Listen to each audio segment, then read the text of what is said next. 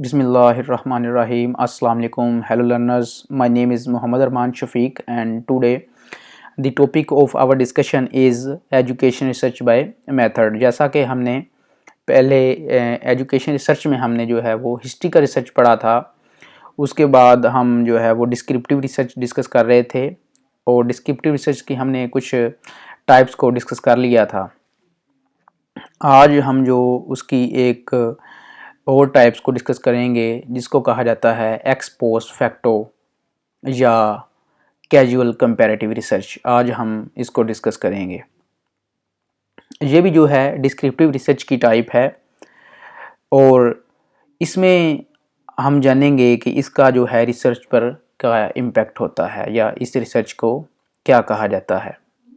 Paper point of view से इसका जो नाम है वो ही पीपीएससी के आइटम बैंक में मौजूद है, जो कि अक्सर पूछा जाता है कि ex post facto also known as. तो आगे 4 ऑप्शंस दिए गए होते हैं जिनमें से आपने जो है वो कैजुअल कंपैरेटिव रिसर्च पे आपने टिक लगाना होता है। जो है इसको जो रिसर्च है इसमें जो हमने देखना है कि जो भी काम हो रहा होता है उसका जो है हम काज ढूंढने की इसमें कोशिश करते हैं। अगर हम स्लाइड की तरफ मूव करें तो देखें it is also known as ex post facto research attempts to determine the cause or reasons for existing difference in behavior or status of the group। जो भी एक ग्रुप जो फिनोमिना सरंजाम दे रहा है उसका हमने जो है वो काज इसमें ढूंढना है। As the name indicate causal comparative research. ये रिसर्च जो होती है मोस्टली जो है वो सोशल साइंसेज में इसका शुमार किया जाता है। Starting with an effect and seeking the possible cause. For example, अगर क्लास में कुछ बच्चे हैं और वो शोर कर रहे हैं, एक ग्रुप जो है वो शोर कर रहा है, तो उसके पीछे हमने सबसे पहले इफ़ेक्ट जो है शोर कर रहा है, उसके बाद हमने जो है वो काज ढूंढना है कि बच्चे वो शोर क्यों कर रहे हैं। या एक ग्रुप जो है वो अपना पढ़ने में मसरूफ़ है और दूसरा जो है ग्रुप वो अगर शोर कर रहा है तो उसकी रीज़न क्या है। उसके पीछे हमने जो अच्छे बच्चे हैं उनके बैकग्राउंड चेक करेंगे कि उनके पीछे कौन से काजेज़ हैं कि बच्चे जो कि वो पढ़ाई में अच्छा परफॉर्म कर रहे हैं और दूसरे बच्चे हैं जो कि शोर सरंजाम दे रहे हैं या नॉइज़ क्रिएट कर रहे हैं। उनका उसका काज जानेंगे कि उनका पीछे क्या काज है कि वो पढ़ाई की तरफ मज़ीद तवज्जो नहीं दे रहे।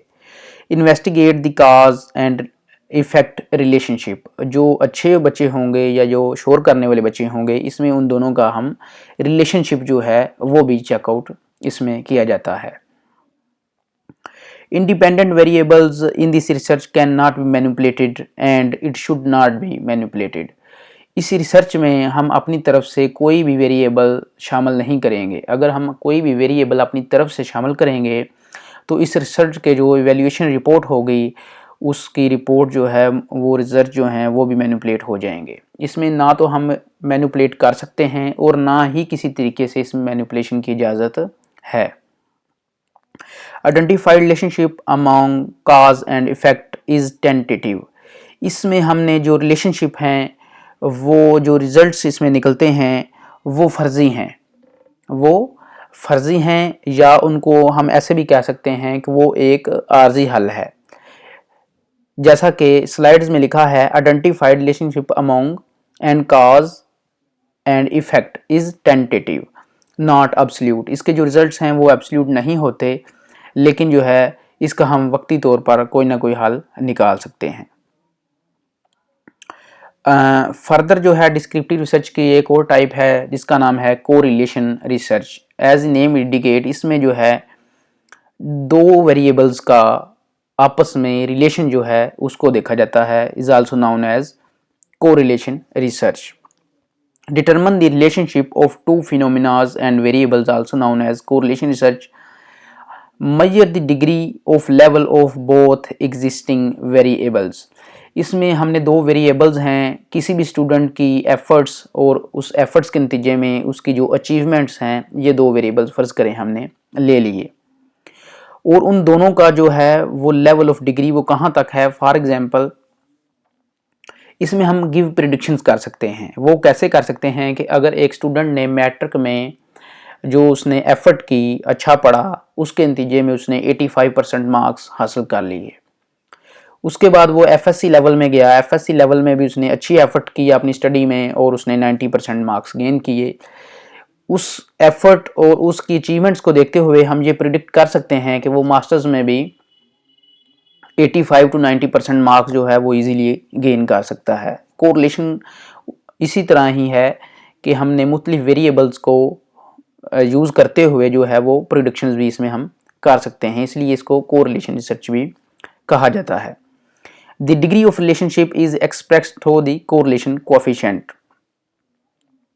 इसमें जो है वो जो वेरिएबल्स होंगे या कोरिलेशन का जो आपस में रिलेशन होगा वो हाईली पॉजिटिव भी हो सकता है, वो हाईली नेगेटिव भी हो सकता है, और जो है वो इसमें ये भी कहा जा सकता है कि उनका आपस में जो है कोई भी रिलेशन आपस में नहीं है। वो कैसे? स्लाइड्स की तरफ अगर हम मूव करें तो देखें, if the variables highly related with each other the correlation coefficient is near positive 1.00। अगर जो है वो वेरिएबल्स जो हैं वो हाईली कोरिलेट करेंगे आपस में, तो उसके जो एवेल्यूएशन जो है, जो रिजल्ट्स आएंगे उस रिलेशन के दौरान वो वैल्यू होगी 1.00। अगर जो है वेरिएबल्स जो हैं नेगेटिवली हाईली होंगे या हाईली नेगेटिव होंगे तो उसकी जो वैल्यू होगी वो माइनस में होगी या -1.00 हम उसको डिक्लेयर करेंगे।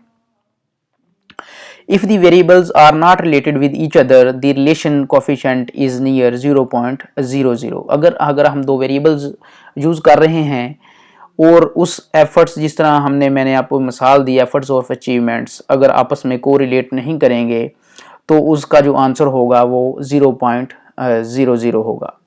ये जो कोरिलेशन रिसर्च है ये भी जो है डिस्क्रिप्टिव रिसर्च की एक एग्जाम्पल है।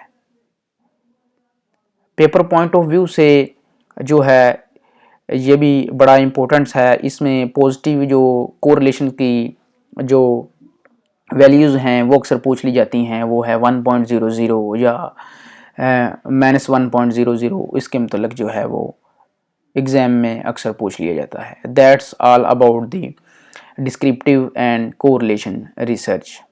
फर्दर जो है हम एक्सपेरिमेंटल रिसर्च रह गई है, वो फर्दर लेक्चर में इंशाल्लाह हम इसको क्लियर करेंगे। मज़ीद वीडियोस देखने के लिए आप मेरे चैनल को सब्सक्राइब करें, लाइक करें और शेयर करें। थैंक्स एंड अल्लाह हाफिज़।